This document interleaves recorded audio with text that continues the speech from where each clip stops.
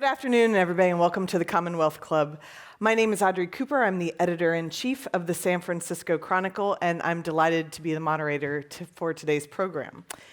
Joining us this hour is Ben Rhodes. As former Deputy National Security Advisor to President Obama, Ben was at the center of one of America's most historic presidencies. His book, The World as It Is, a memoir of the Obama White House, gives us a unique look at the inner workings of the administration, connecting us to its most suspenseful and meaningful moments. From aspiring novelist to determined foreign policy diplomat, Ben guides us on his turbulent journey with Obama and the many challenges they encountered. Political rivals, international negotiations, and individual fortitude, to name a few, coalesce in his memoir. We're excited to have him here with us. Ladies and gentlemen, please join me in welcoming Ben Rhodes.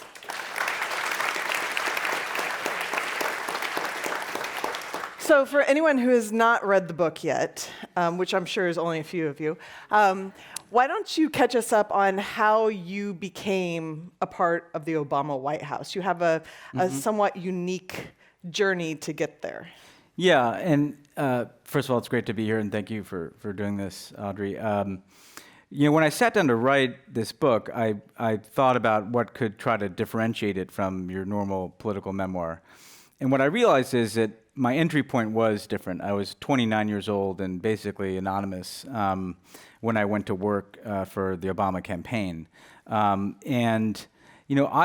had an unusual journey, to say the least. When I was 24, I was getting a master's in fiction writing, which my antagonists over the years have had a lot of fun with. But working different jobs, working on a political campaign, and I was in New York when 9/11 happened. And I watched that event unfold. I watched the second plane hit the towers, the first tower fall. And I felt like writing short stories in my apartment suddenly felt like a very trivial thing to be doing. I wanted to be a part of however the country responded. And that ended up propelling me down to Washington, where I had a series of, frankly, good luck opportunities. I went to work for a guy named Lee Hamilton, who ended up being the co-chair of the 9/11 Commission, and then something called the Iraq Study Group. So, these massive efforts to look at the twin catastrophes of the first decade of the 21st century. And I realized that if I really wanted to be involved in making a change, I had to get involved in politics. And Barack Obama, from the very beginning, struck me as someone who was different. And I just wanted to get on that campaign. And I started basically working for free, which is always a good way to get a job. I described, the first time I met him, they called me over to go to a debate preparation session where they were actually debating whether or not he should vote to fund the Iraq war surge. And I was so nervous to meet him, and I had kind of a fear of public speaking, which seems absurd now.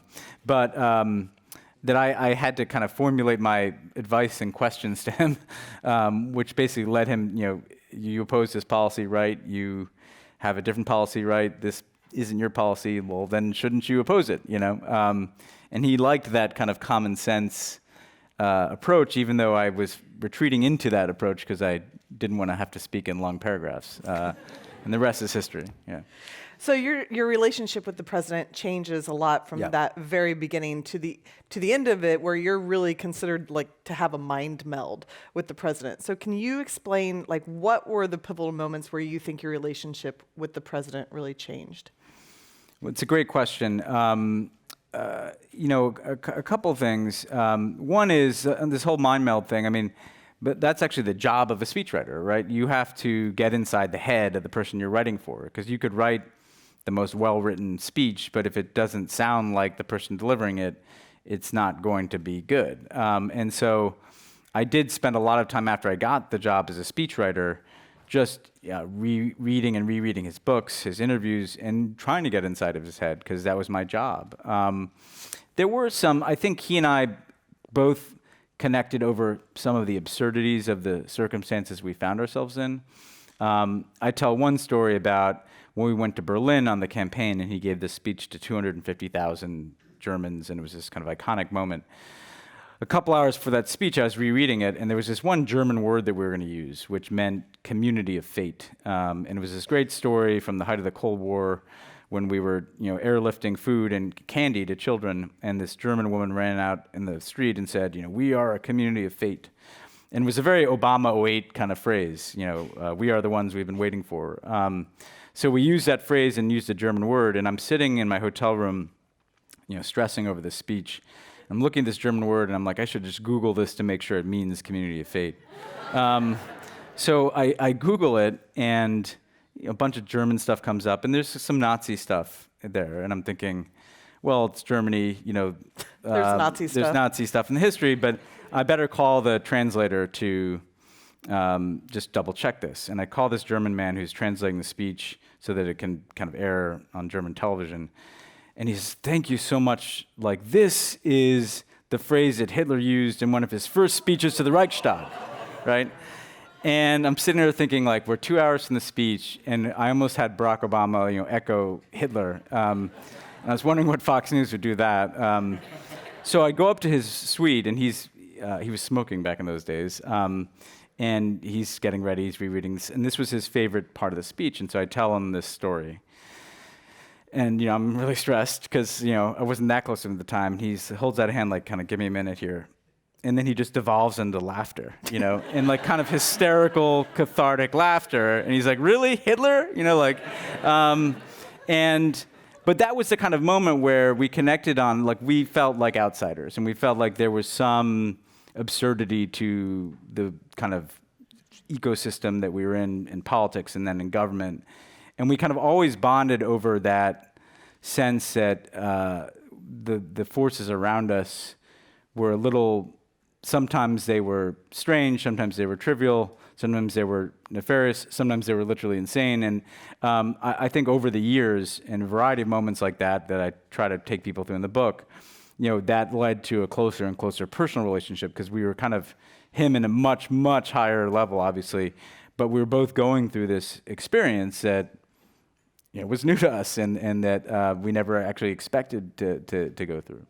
I love that part of the book, because even now my hands are sweating as an editor, thinking about what those little turns of phrase can actually do writ large that you don't intend to use in a certain way and didn't know, but you can get yourself in trouble very easily.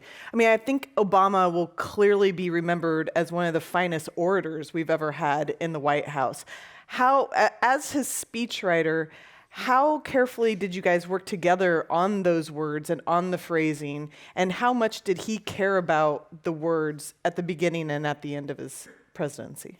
Yeah. Well, first of all, I think the process is a little different today. But I don't know if there is a process today. So it's like a bygone era. But he cared a lot about the words he said and the story that he was telling. It's interesting. He said something to me a couple of times, and I quote in the book, where he would say, telling a good story about America is our entire job. And he connected the speeches to the policies, that everything was a part of one story, and it had to hold together. And so he put a lot of attention and care into what he would say and how he would say it. And he was always mindful that, when you become a speechwriter for a president versus a candidate too, you start to realize how many different audiences there are. There's the American media, the American people, but then there's allied governments and adversarial governments, and everybody is consuming your every word to find what the direction is that you're moving in. He would generally, for a big speech, have me into the Oval Office and kind of narrate over the course of like an hour, essentially the outline of what he wanted to say. And he put a lot of thought into it. The point, how did we get to this place that we're at? There's kind of a basic format to an Obama speech. How did we get here? Where are we? And what are the options for moving forward? And why have I selected these options? And after he would give me that guidance, I would write this draft, and then you send it to like dozens of advisors, political advisors, policy advisors, and they all start cannibalizing it essentially. And I become an editor at that point, because it's like nobody likes the editing process. Nobody likes it, and it's like, what change do you have to make versus the change that will turn this into a dry white paper. And then it would go back to him. And actually, part of the reason that I end up getting crosswise with some people, and I described this in the book, over the course of the administration, is when it would go back to him, he would just often take it back to what he wanted to say, and so I was often the one who had to tell people at the beginning of the administration, at least who were more senior to me, no, this is what he wants to say. I'm sorry, we can't make that change. One of the clear places where that happened is the infamous Cairo speech, or the Muslim speech, depending on which side of the aisle maybe you're on. Yeah. Can you talk a little bit about what writing that speech was like, why it was important, and more importantly, I'm interested in, were you surprised at the different reaction it got abroad and at home? Yeah, that's a great question. I mean, we basically, we came into office, it was in the aftermath of the Iraq War. It feels like so long ago, but Abu Ghraib and the torture. Obviously, Guantanamo was very front and center, and we wanted to kind of set a new tone in our relationships with Muslim communities around the world.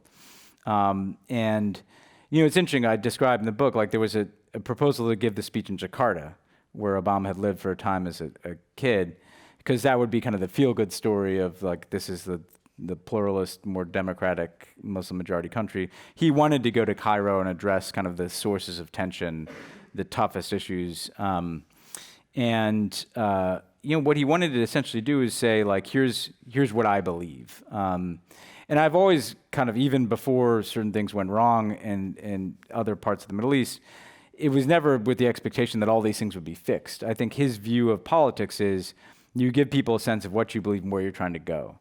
And so he describes America as a pluralistic country. He describes the contributions that Islam has made to America and how the United States and Islam can coexist because of the contributions that Muslims have made here. He walks through each of the main policy areas, the wars, the Iran nuclear issue, the Arab-Israeli issue, then social issues like democracy and women, and he expressed his beliefs. The reaction was very important in framing kind of the entire Obama presidency in a way, because I think overseas, when he would talk about, for instance, things that we'd gotten wrong in the past, torture, for instance, what he would say is, because we have a democracy, we can improve, and we can have an election and say we're going to reject that course now. And I always thought of it as an incredibly patriotic message to say, America has made mistakes, but what allows America to improve itself is our democracy. And so it was meant to be that type of affirmation of what we can do to change, and how hopefully that means that we can change our relations with other countries and peoples. And abroad, that's how it was consumed, and it was very appreciated. And at home, like, the right took it and turned it into the Obama apology tour, when in fact he had not apologized. He just acknowledged complex history. And what it really presented was two competing narratives of what is American exceptionalism. I think the Obama more progressive view is that ability to perfect ourselves over time, to right wrongs, and to always be seeking a more perfect union, as he would say, quoting the Constitution, is what makes America exceptional. Just saying that was like a third rail to the right, which is interesting and troubling to me. And kind of their view of American exceptionalism is whatever we do is right. It doesn't matter if it's not right. It's right because we did it. And Trump is actually the most visceral expression of that worldview.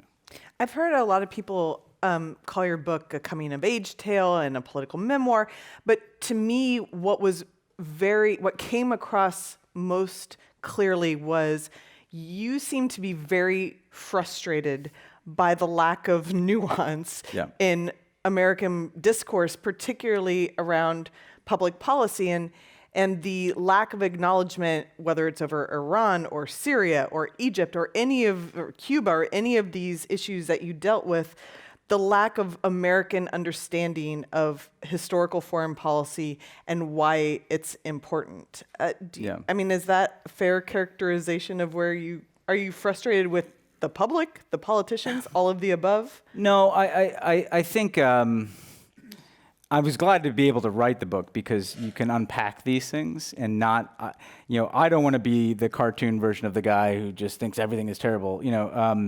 There's nuance to it there as well.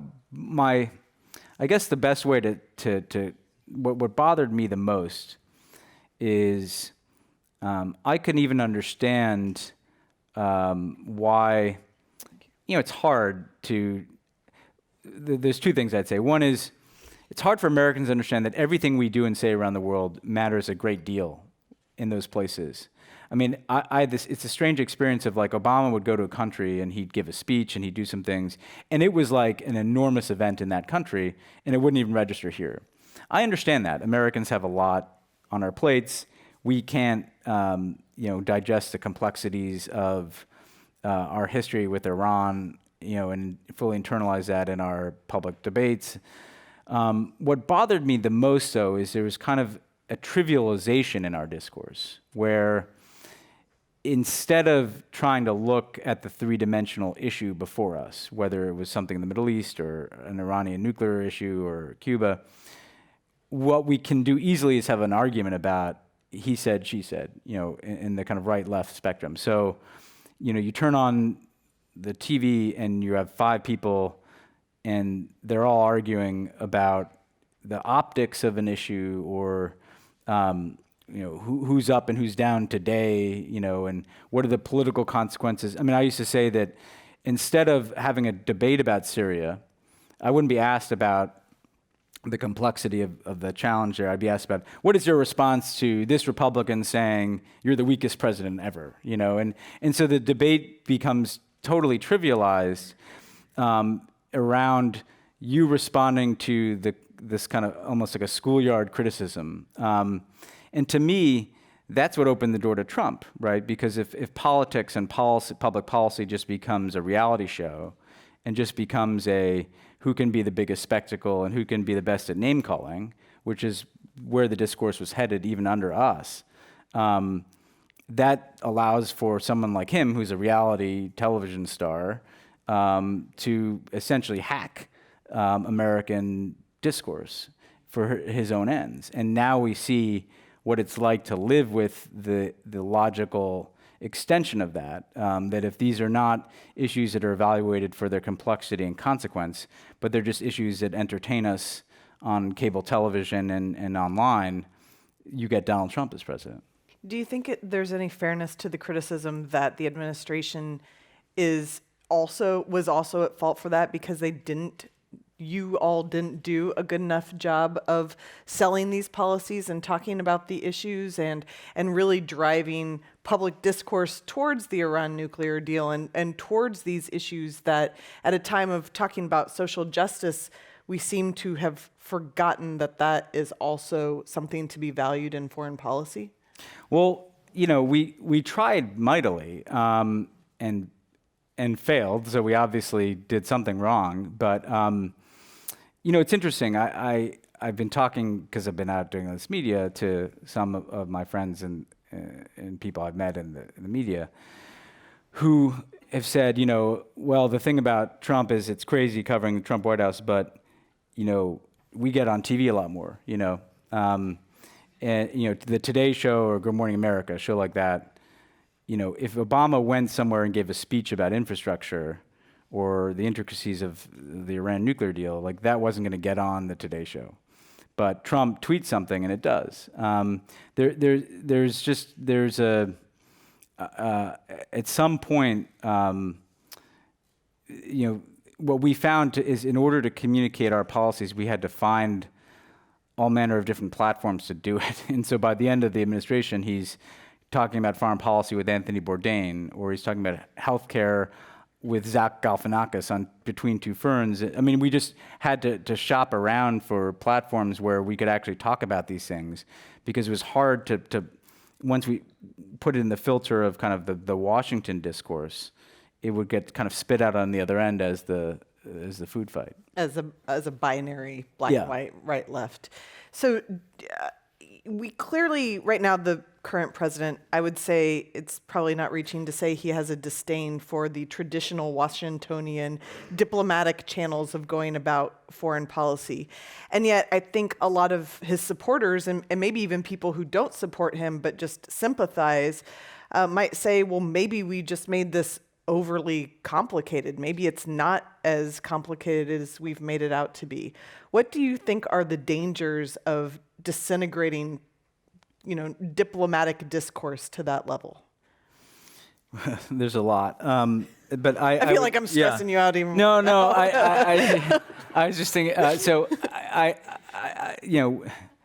number one, like one of the strange things about being in this job that I was in is that pretty early on you realize that if something happened around the world, an election, a natural disaster, any kind of crisis, we would put out our position, and you would see that within hours, the Brits, the French, the Germans, the Europeans, the Japanese, the UN coming after you, and you are really the leader of the free world. You are calling the play, and everybody is running their part of it. And I feel like that's already gone. And that's something that had been built up over 7 years. It wasn't just unique to Obama. The disdain he has for those other countries makes it impossible for them to work with us and to trust in any way that the U.S. is going to keep its word. And that manifests itself in a number of ways. One, ironically, is Trump would declare that he wants these countries to do more to share the burden, but he's making it impossible for them to do that because politically at home, they don't want to be seen to be working with us. Personally, he is insulting them. And where is that going to matter? It's going to matter over time. It doesn't show up the next day, but if there's a terrorist attack and we need to put together a coalition of countries to go deal with that, if there's an outbreak of a disease like Ebola, we have to organize the world to deal with that. Obviously, if you believe that climate change is happening, we have to be a part of the global effort to do that. If the United States, the most powerful, most influential country, is no longer able to work with other countries and to mobilize collective action and to count on allies, the world becomes kind of governed entirely by the law of the jungle. And what I describe in here is that it's hard enough to deal with the world with the infrastructure we had. The one thing you could count on is allies and international agreements and the ability to mobilize others to deal with these issues. If you take that away from the United States, we are much weaker and much more endangered in the world. And the biggest beneficiaries are going to be countries like China that want to see a different international system, countries like Russia that are disruptors of the international system. And that's really, over time, going to be the most consequential loss, I think, of the Trump presidency. Do you think there's any way to undo that? So I do. If the pendulum could swing as dramatically from Obama as it did to Trump, the pendulum can swing back. And we have elections in this country. And part of what I want to show in this book is, politics, government is a human endeavor. We were a bunch of generally young people who went to work for Obama, and because of the way that campaign was run, the world changed. And because of what happened in the last election, the world changed. And because of what happens in the next two elections, the world can and will change, hopefully. But the thing that I think it's important for Americans to recognize is that around the world, the impact of the Trump presidency goes beyond the person of Donald Trump.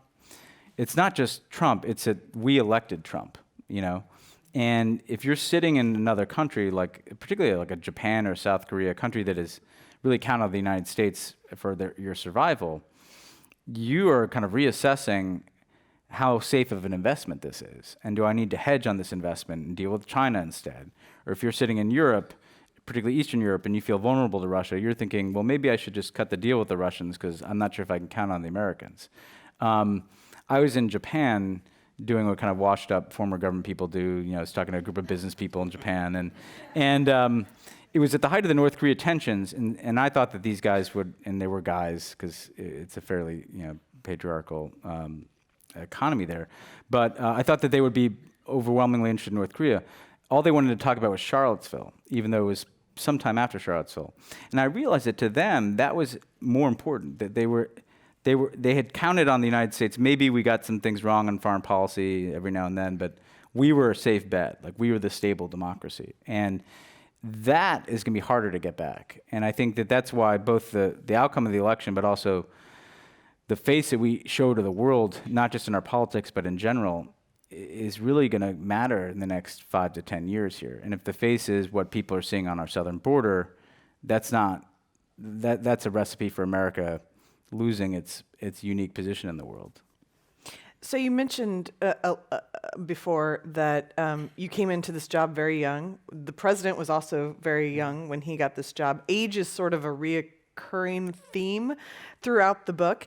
At one point, after the Arab Spring starts to ignite, Obama asks you to be in the room with some of the principals making decisions on how to deal with the protesters, and says something along the lines of, because we're the young guys here in the room. He always thought of himself as a little younger than he was. Yeah. maybe Yeah. we all do. Yeah. What sort of role did age play in your own sort of idealistic humanitarian liberalism and bringing that to foreign policy? And how do you think it changed over the 8 years you were in the administration? I think a lot of it, is just generational, and Obama wanted a balance of generational perspectives. The people who'd been around knew how the place had been run for decades, and then some people who had a fresher perspective. I think without devolving too much into foreign policy, coming of age around 9/11 and the Iraq War, I had, I think, an appreciation for some of the limits of, what we could accomplish. It was interesting that people who had come of age at the end of the Cold War, it was like the world was frozen in that moment where America really could do whatever we wanted around the world. I mean, we were at the height of our influence in kind of the early 90s, where Russia was on its back foot, China hadn't risen. We could really shape outcomes around the world. And by the time we came into office after the Iraq War and the financial crisis, there was a sense of we have to pick our spots. And what I do describe in the book is that over the course of the 8 years, I became even more skeptical of our military intervention being able to change countries from within. We can take out any terrorist network, we can blow things up, we can even topple dictatorships, but if you look at Afghanistan and Iraq and Libya, our ability to then make those countries better with our military, it's not a negative comment on our military, it's just not their mission. I became much more skeptical of our ability to do that.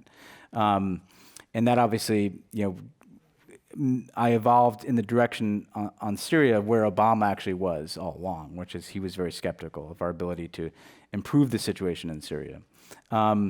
But my idealism I kind of rechanneled to diplomacy.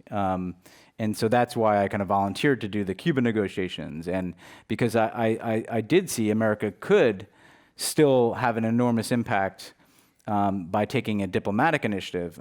Same thing is true on the Paris Climate Agreement. We basically organized the world behind that agreement. And so it's kind of a story of becoming more skeptical of what we can do through our military intervention, but finding more hope in our ability to reach publics and deal with issues diplomatically around the world. So here's a question from the audience. As members of the public, how do you think we can move our country at large and our media towards nuance in public policy, given that it is often not entertaining to discuss? Maybe you would disagree with the latter part of that question. No, I don't suggest everything has to be too dry. It is interesting. I obviously exempt the San Francisco Chronicle. Obviously, from from whatever you're going to say next. Yeah. But I would sometimes you'd say to reporters, they'd be asking about some really dumb story. Why did Sarah Huckabee Sanders not get served a red hen is a good example, right? Like that's the most important story in the world today. And you say, why are you guys covering this? And they'd say, well, my editor told me I have to cover this story. And so then, sometimes I'd be able to talk to the editor and say, hey, why are you signing this stuff? Your reporter says they'd much rather be talking about substance, and they say, well, my publisher says that this is what we need to do to compete. And then every now and then I get in the room with the publisher, and they'd say, well, this is what the people want, you know. And everybody's kind of passing it on. And look, I think at the end of the day, there is politics and media are all expressions of who we are. And again, you can see them as these distant organisms that are beyond your control, but in our democratic and open society, if people start pursuing different content, then the discourse changes. And I actually think it's pretty healthy that there's this kind of multiplicity of, you know, there's not just cable news, there's social media and podcasts and all kinds of other formats. And ultimately, I think, you know, if people are more engaged and they care more about the issues that are shaping our country, like both media and politics becomes more responsive to that.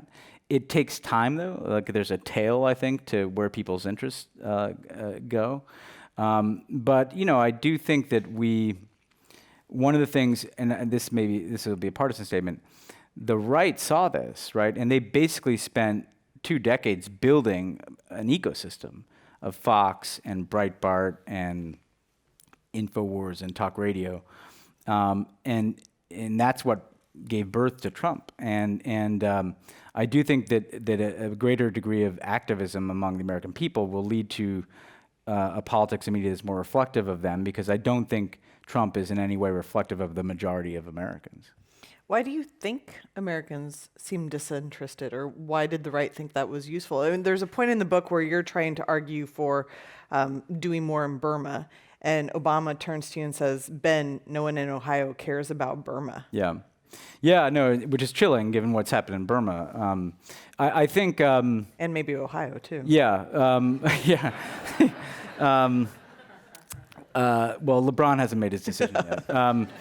I think, you know, like these are really, you know, I think a quick shorthand might be that, and this is maybe one of the failures of us, of the Obama presidency, is that people on the left tend to get involved when they don't like the person in power, and then a deep complacency sets in when the left wins elections. In other words, once Barack Obama was in there, it's like, okay, we got Obama, like I can go on with my life, you know, and I can trust that Obama, you know, he's going to try to do the right thing. And we probably went along with that, right? You know, like Obama, you know, he's going to lead us in the right direction. And our sin was we didn't build the Democratic Party and the progressive movement enough. And so I think that essentially the type of activism from the bottom up that should characterize the progressive movement has actually been far more successfully pursued by the conservative movement over the last couple of decades. It helps that they're well funded, but you know, there's not been any similar effort to kind of build a politics that reflects where I think most people are, not just in San Francisco, frankly, in Ohio too. And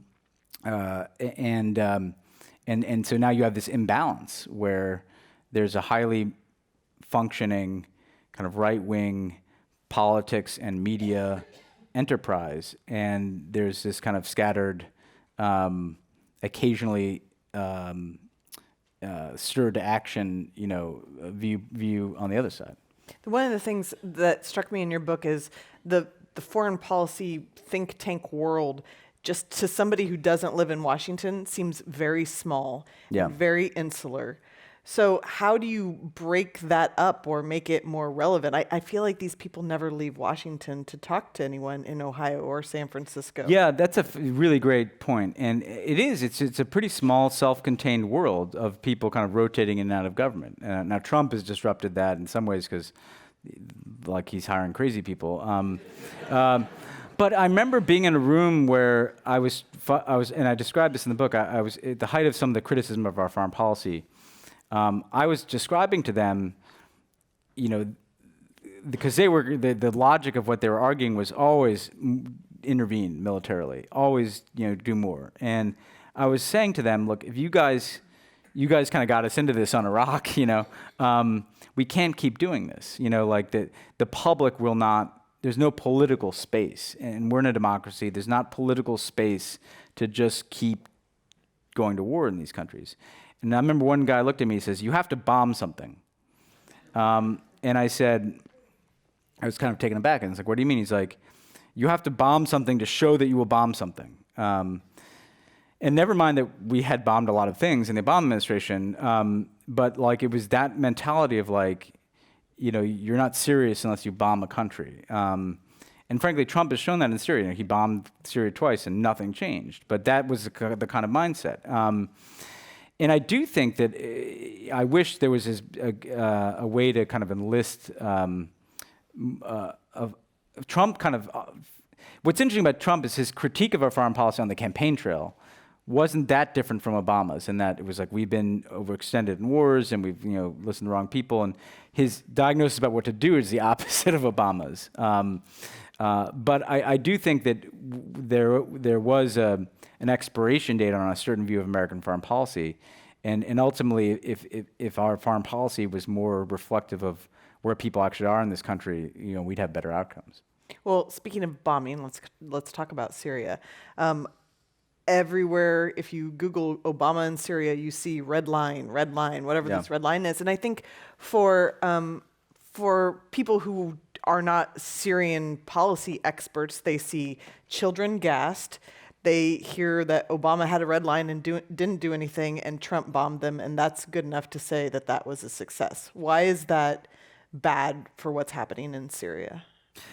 Well, first of all, I take people into the complexity of the presidency, which is that, and my own evolution on Syria, which is that early in that conflict, I was a big advocate for military intervention. And I remember making this argument in rooms with Obama, we should bomb the runways where Assad's planes take off. And he would say, and Ben, what do we do the next day when the Russians and the Iranians and Assad rebuild those runways? And his point was that the notion that there's like a discrete a cruise missile strike that will fix this incredibly broken country is wrong, and that either we are going to go all the way in and have another war and remove Assad ourselves and be in the middle of that conflict, or we're not really going to be able to direct events via cruise missile.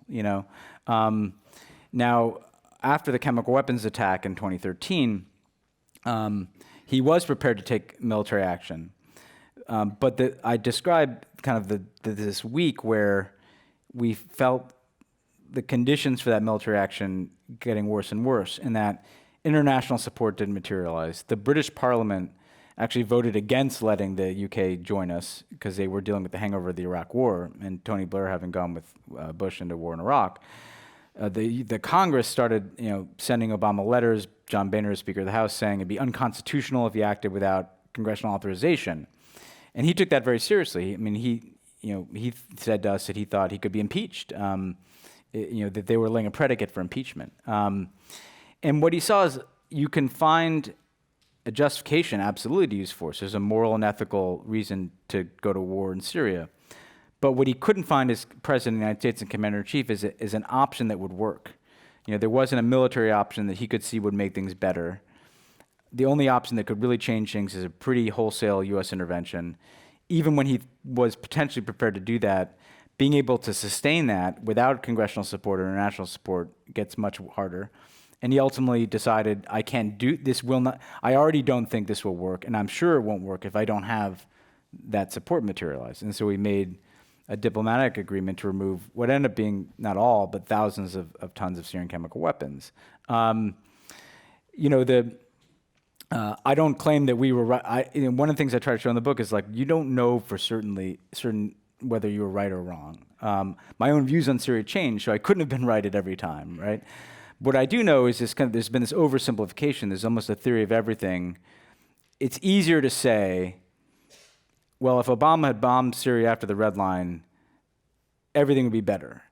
But nobody can actually describe what would have happened. It's easier to just think that's true than to realize this might be just a complete human catastrophe, a multifaceted, complicated civil war with foreign countries involved that we cannot fix, and that's a less satisfying answer. One of the things I try to do, because I do think the red line thing got oversimplified, is say, well, what did we get wrong maybe at other times? Maybe we missed a diplomatic window at the beginning of that civil war to try to forestall the fighting. Did we miss some initiative we could have taken? It's all become this kind of binary, you enforced the red line, you would have gotten it right, you didn't, so you're responsible for everything that happened after that. I was trying to show that this job of being president, these decisions are much more complicated because the world is more complicated than that. Well, let's move on to another country that had a little bit more pleasant of an outcome for you, at least I would guess you'd say, and that's Cuba. You seem to have almost single-handedly really spearheaded the diplomatic channels that led to the normalization of relations with Cuba. Why was that a passion project for you? I kind of realized in writing the book, my own psychology was a little more screwed up than I realized at the time. I think I was so beaten down by 2013 by just the intractability of some of the problems in the Middle East and in our own politics that I wanted to find something that was just an affirmative project. And Obama gave me that running room, and I said, if somebody doesn't step up and try to fix our Cuba policy or change our Cuba policy, it won't get done, because in government, you could only deal with the stuff coming at you. You have to kind of volunteer to take on something affirmative. And so we initiated this secret channel with the Cubans, and I ended up having kind of 20 meetings, 8 hours sessions with Alejandro Castro, who's Raul Castro's son. And the first meeting was 8 hours of the Bay of Pigs and assassination attempts on Fidel, and I had the benefit of basically being able to look at this guy about 5 hours in and say, look, I wasn't even born when most of this stuff happened, right? Let's talk about where we're going. And we went from discussing a prisoner exchange to agreeing to normalize relations and establish embassies. And the one of the probably the best moments in government for me was we went to the Vatican in the fall of 2014, and they were going to be the third party to kind of be the guarantor of these agreements. And they didn't know exactly what we were coming there to do, because the Vatican doesn't do any business on email, which in retrospect is a very good policy. Yeah. We should all go back in time. The Pope does have a Twitter account, though. Yeah, he does. They make some allowances. And so when we showed up and we're like, hey, we're here to normalize relations and establish embassies, and this cardinal didn't really believe us. And so we had two separate... knock on the door of the Vatican. We had set it up, and it was actually an interesting backstory. Obama talked to the Pope and secret meetings with cardinals in Washington. It's actually one of the more fun stories in the book. But I remember going in after the Cubans to see this cardinal who was kind of the number 2 guy at the Vatican, and he says, you're going to do all this stuff? And I said, yeah. And he looks at me and he goes, who are you?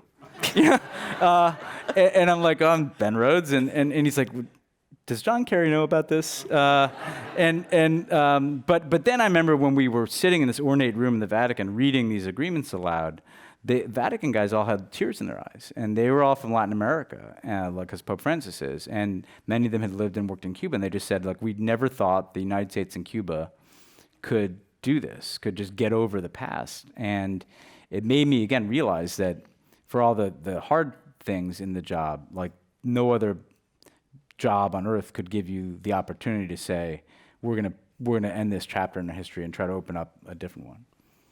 When we were talking backstage about how my family went to Cuba this winter, and it occurred to me, both while reading your book, but also being in Cuba, that if more Americans traveled abroad, we would just have such a better idea of what was happening in the world and more empathy. I mean, is that one of the things you want people to get out of this? Go get a passport? Yeah, America? My favorite experiences were traveling, but also for Cuba, the theory of our policy is if more Americans go to Cuba, the Cubans will... the irony is that we have a policy that is supposed to promote our values in Cuba, and we won't allow our people to go to Cuba, right? If we are confident enough that our... let's say you're a fervent anti-Castro person, if you believe that capitalism is better than communism and democracy is better than dictatorship, wouldn't you want the representatives of that democracy to go to Cuba and engage in political debates and dialogue and discussion with Cubans. There's something so fearful about us, a country, of nearly 300 million people, saying we won't allow any of those people to go to Cuba. To me, if we are confident in who we are, we should want to engage the world more. And that would be good for Americans, but hopefully it would be good for people who are living in contested societies like Cuba's. Well, speaking of our neighbors to the south, I wonder what your ideas are about what's happening immigration-wise. It's really the elephant in the room. And, I think there's a legitimate question to be asked about whether the failure of the Obama administration to push for comprehensive immigration reform led us to this point now where we're keeping out countries because they have majority Muslim populations. We won't let, people from Central America or Mexico over the border anymore without taking away their children. I mean, to what extent is this all an unraveling of something that could have been addressed several years ago? The time that we could have addressed it, like the only time that we actually could have passed it, was the first 2 years when we had majorities in Congress. We had part of what I try to show is, you make choices, and we had the financial crisis, right? So the first thing Obama has to do is avert a Great Depression, and he does the stimulus, and then he made a choice to do healthcare. And we thought healthcare was going to be done in a few months, and then we did think we would do immigration.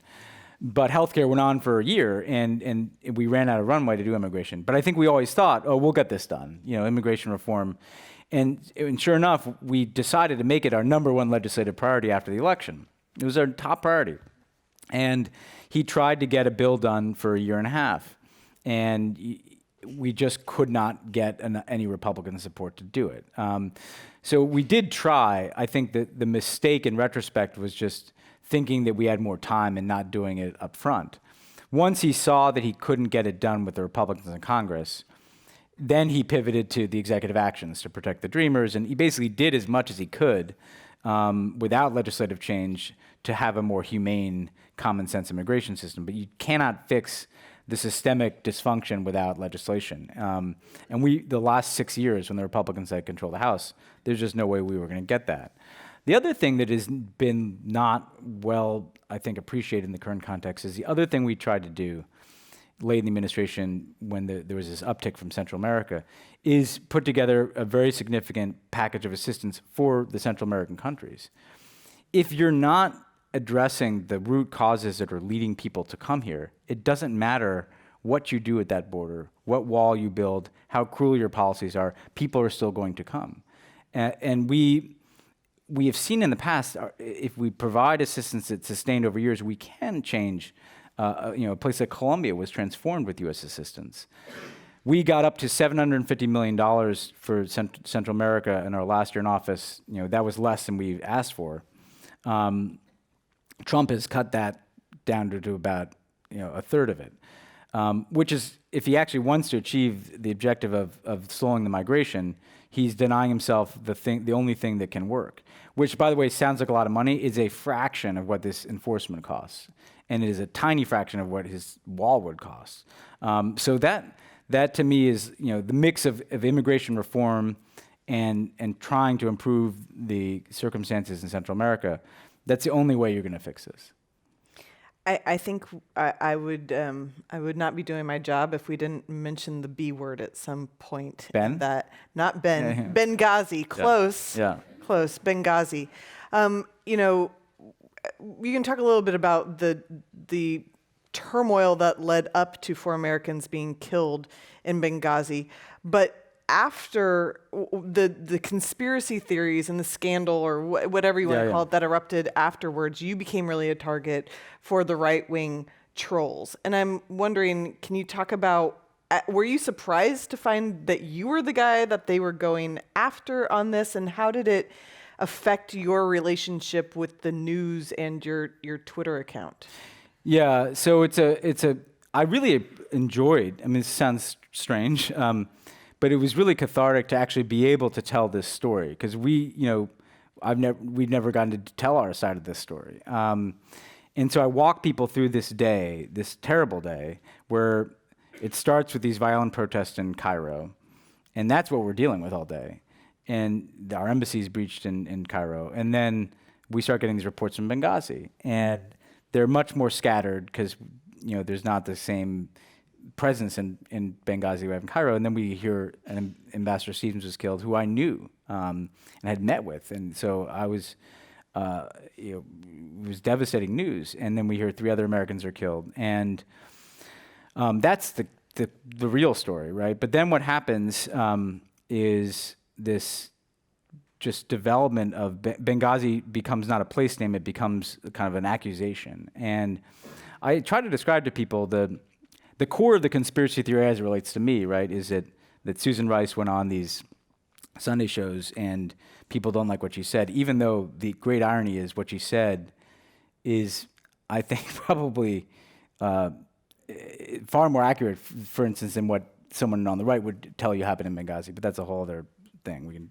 But what I wanted to show is this act of giving her materials that she would use on Sunday show. The most routinized, mundane piece of my job was occasionally having to cut and paste a bunch of Q&A documents that are in the U.S. government. I probably spent 5 minutes, if that, just cutting and pasting. Okay, here's some talking points from the intelligence community. Here's the Q&A that our press secretary used in his briefing, and I put those together and just sent it up to her. That was if you were to listen to the right, that 5 minutes, I was actually meeting in some mountain, formulating this awful conspiracy theory. No, it was just people doing their jobs as well as they could in crazy circumstances. Someone goes on television and says what they believed was true about what happened in Benghazi. And then that had to become, what I saw over the next several years is that it didn't matter, what conspiracy theory popped up. If it got knocked down, just another one emerged. And what I realized over time is that it was interesting. Benghazi would be a story that would flare up, and there'd be a lot of noise about it, and then would seemingly go away. But in those moments when it would go away is when I learned about this right-wing media ecosystem that I was referring to earlier, because I would look at my Twitter account where, usually there'd be a trail of people saying things to me, and then it would spike, and 1,000 people were suddenly unhinged, and it would shift from being I'm part of the Jewish conspiracy to destroy America to I'm in the Muslim Brotherhood. It was totally, only commonality was rage. And I'd realized that somewhere in America, a talk radio segment just ran, or Alex Jones just sung on InfoWars, and I could see that there was a stoking of just such virulent anger and conspiracy theory. And as I was reliving this and writing the book, I'm like, well, this is how we got Trump, because basically, if you look at him, he at his core, he's a conspiracy theorist from birtherism and so the politics of Benghazi kind of consumed the Republican organism. Once they knew, I described the scene where I had to go before Trey Gowdy. I'm looking at this guy. He knows that we didn't make this up. He knows that this is not on the level. And yet he's still playing along with it 4 years later, just to keep this story getting oxygen on Fox News. And once they traded away any interest in facts, that's how you would get Donald Trump as the nominee of the Republican Party. What do you say to people? Maybe you don't hear this, but I'm from Kansas, so I hear this a lot. Where if you say, "Why did you vote for Trump?" they'll say, "Well, Benghazi." And I'm convinced most of the time they don't even know where it is, but it is so effective at being a reason to not vote for Hillary or to hate Obama. So I have a fascinating story about this, which is I wrote this book. Occasionally I go up to West Virginia, and I stayed in this bed and breakfast one time, and it was empty. It was in the middle of winter. And there's a very nice woman cooking breakfast, and I start talking to her, and she's clearly a Trump supporter because she's kind of volunteering all these views. And she's kind of pulling out, trying to figure out who I am. And I finally acknowledged I was a former Obama person, but I didn't tell her who I was. And she starts saying, first she's talking about illegal immigration. Then she starts saying she saw a documentary about George Soros and he's the devil. And I'm like, okay, this is getting a little, strange. And then she said, kind of like, but in Benghazi, I did a lot of homework on Benghazi, So I'm sitting there thinking, like, well, what do I do with this? And I actually said, well, let's go sit down and talk about this. Because it was kind of, to me, a fascinating experiment to be like, what does that mean to you? Yeah, what does it mean to you? And I said to her, like, what are you so angry about? And she's like, well, they all lied. Hillary lied, and Susan Rice. And I'm like, well, and I said, because I didn't want to get in an argument about the fact that I don't think we lied. Like, this video existed. It caused huge unrest across the Middle East. But put that aside, I said, let's just say that the Obama administration got that first account wrong, and let's grant us that. I would argue that we were just trying to tell people what we thought was right at the time. But let's say that it's true, we were covering something up. I was like, what were we covering up? Like, can you articulate what this is about? And she would try out different things, like there was a stand-down order. I'm like, that's been debunked so many times. Like the notion that President Obama would be like, no, don't go save those Americans. That didn't happen, right? And she couldn't.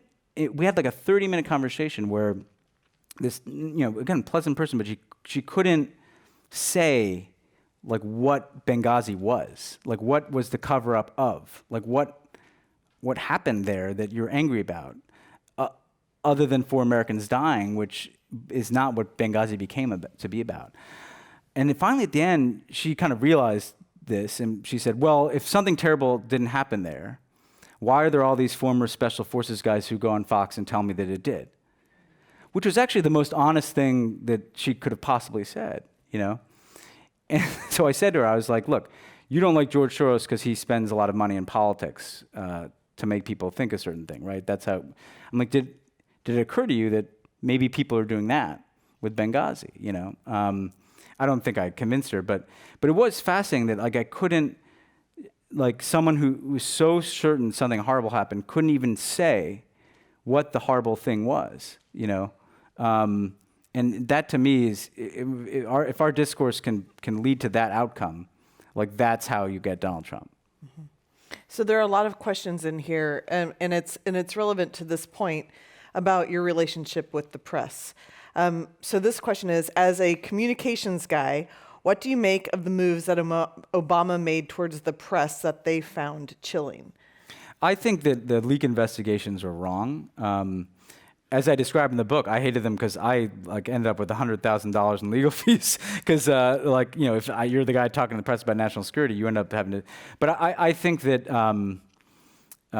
that's what I think we did. If you want to ask what we did wrong, now this sometimes gets misinterpreted. Like Obama wasn't sitting in the Oval Office, directing these investigations. There's this kind of, they emerge out of DOJ, but we certainly, I think, we should have done more to try to contain that direction, because I think it's chilling ultimately for people to feel like reporting could be criminalized. Well, and used as a justification for a lot of the new leak investigations. Yes. The seizing of reporters' phone calls. That is the chilling extension of leak investigations.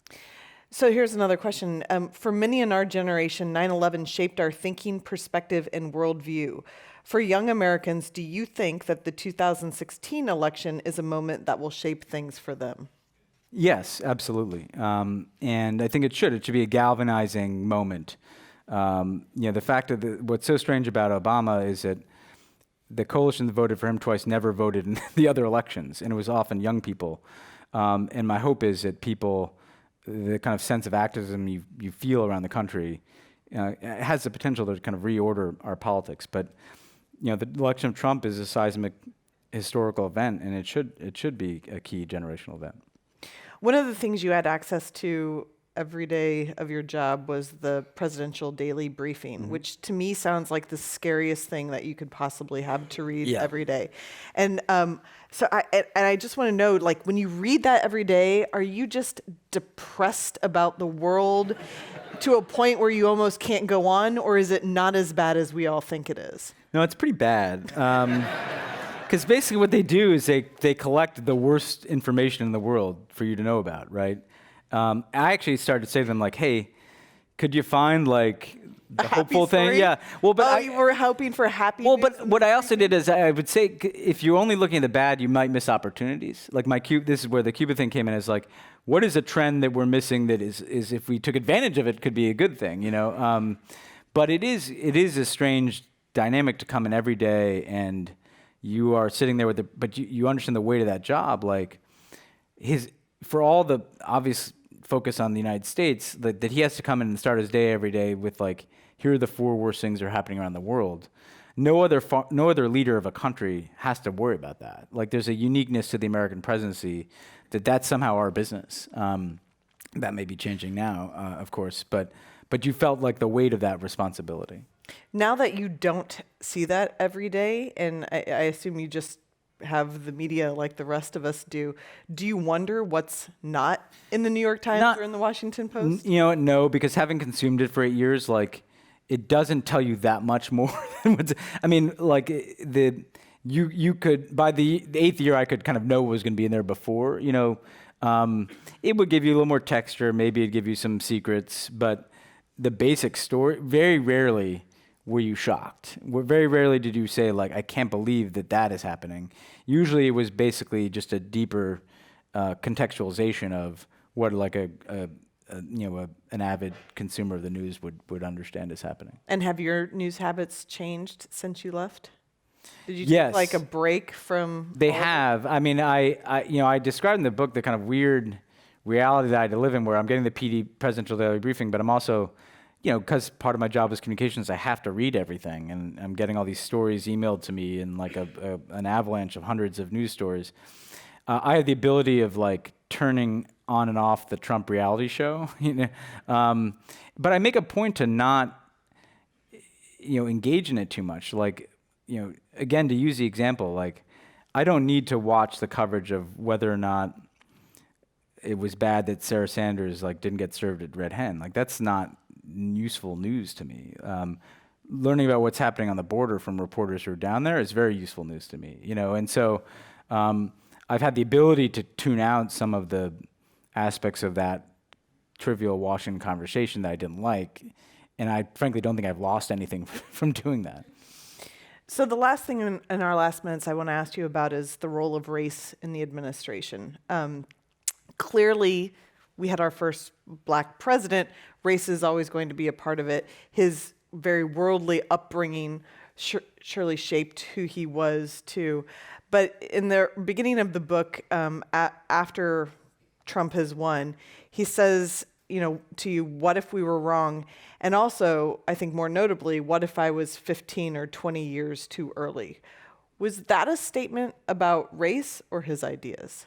No, that was a statement about race, the 10 or 20 years. I mean, his basic point there was that there's a demographic tipping point that is going to come in this country where it would be literally impossible for Donald Trump to be elected. 20 years from now, just the makeup of the electorate, the ethnic makeup of the electorate, you could not have that kind of white grievance-based coalition elect somebody. What I hope that I was able to do in the book, though, is take people a little bit more into his thinking about race, because he did not always talk about it.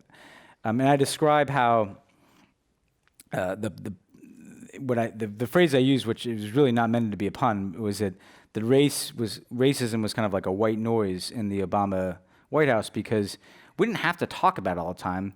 We just took it for granted that a significant amount of the opposition he faced was from racism. And I described these sessions where we'd be preparing for a press conference, and we'd say, we give him the questions he's likely to get, and we'd say, how much of the do you believe that some of the opposition to you is about race? And he'd be like, yes, of course, next question. And we knew he wasn't going to say that. It was his way of kind of venting a bit. Or we'd say, like, what do you think about all the tensions around Black Lives Matter? And he'd say, I think cops should stop shooting unarmed black kids, but he wasn't going to be able to fully articulate that.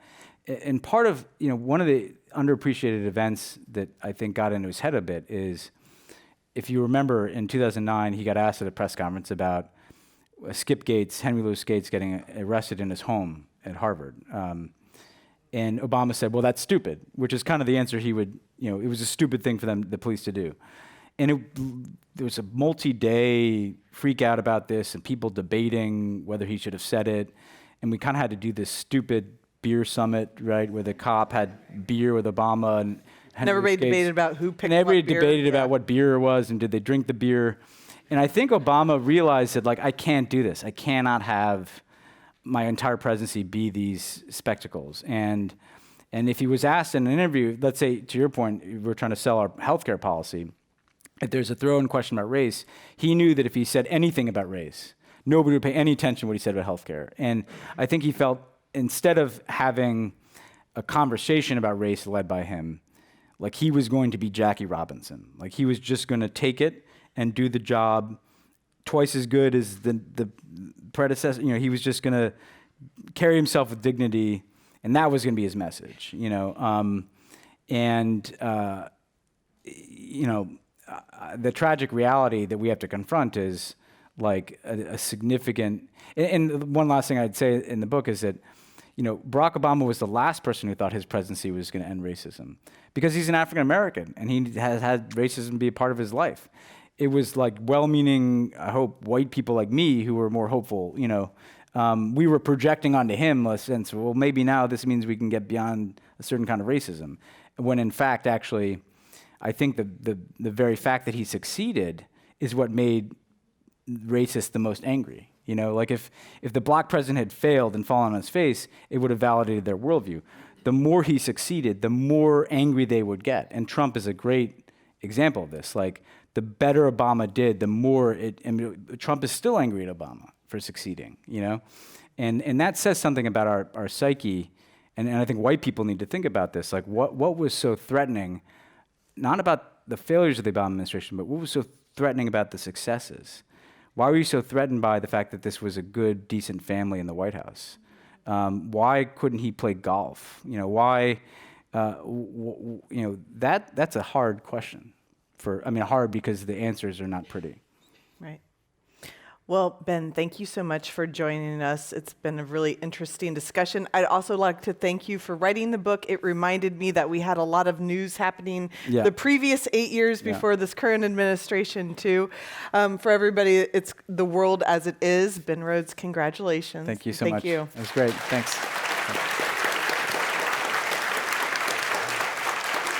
Thank you.